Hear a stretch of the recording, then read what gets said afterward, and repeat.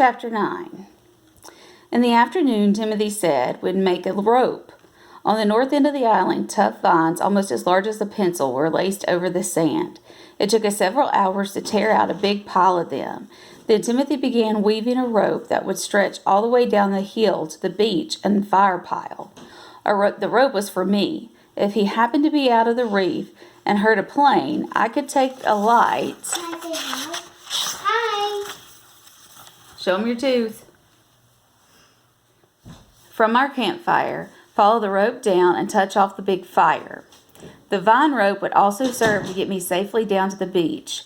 After we had torn the vines out and he was weaving the rope, he said, "Young boss, you must begin to help with the other work." We were sitting up by the hut. I had my back to a palm and was thinking that back in Wilmstad at this moment, I'd probably be sitting in a classroom 3 desks away from Henrik, listening to Herr Jonker talk about European history. I'd been tutored in Dutch the first year in Wilmstad so I could attend the regular school. Now I could speak it and understand it. My hands were tired from pulling the vines and I just wanted to sit and think. I didn't want to work. I said, "Timothy, I'm blind. I can't see to work." I heard him cutting something with his sharp knife. He replied softly, "The hand is not blind."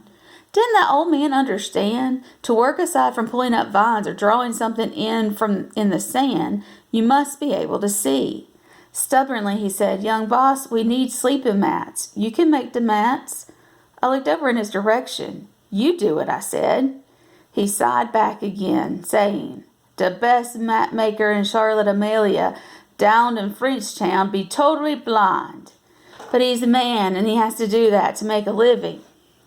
"Be true," Timothy said quietly, but in a few minutes he placed several lengths of palm fiber across my lap, and he really was a black mule. "The palm mat is very easy, just over and under." Becoming angry with him, I said, "I tell you, I can't see." He paid no attention to me. "Take this hand and hold the palm like this, then over and under, like the man in Frenchtown, then more palm." I could feel him standing there watching me as I tried to reeve the lengths, but I knew they weren't fitting together. He said, "Like this, I tell you," and reached down to guide my hand, over and under. I tried again, but it didn't work. I stood up, threw the palm fibers at him, and screamed, "You ugly man! I won't do it. You're stupid. You can't even spell." Timothy's heavy hand, struck my face sharply. Stunned, I touched my face where he'd hit me. Then I turned away from where I thought he was. My cheek stung, but I wouldn't let him see me with tears in my eyes. I heard him say very gently, "Be getting back to work my own self." I sat down again.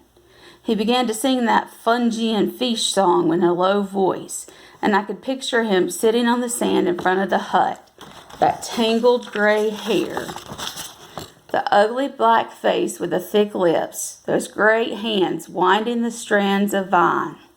The rope, I thought, it wasn't for him, it was for me. After a while I said, "Timothy." He did not answer, but walked over to me, pressing more palm fronds into my hands. He murmured, "'Tis very easy, over and under." Then he went back to singing about fungi and fish. Something happened to me that day on the quay.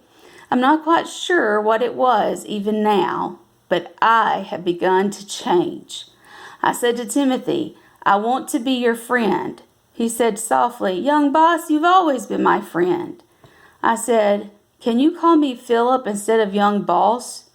"Philip," he said warmly.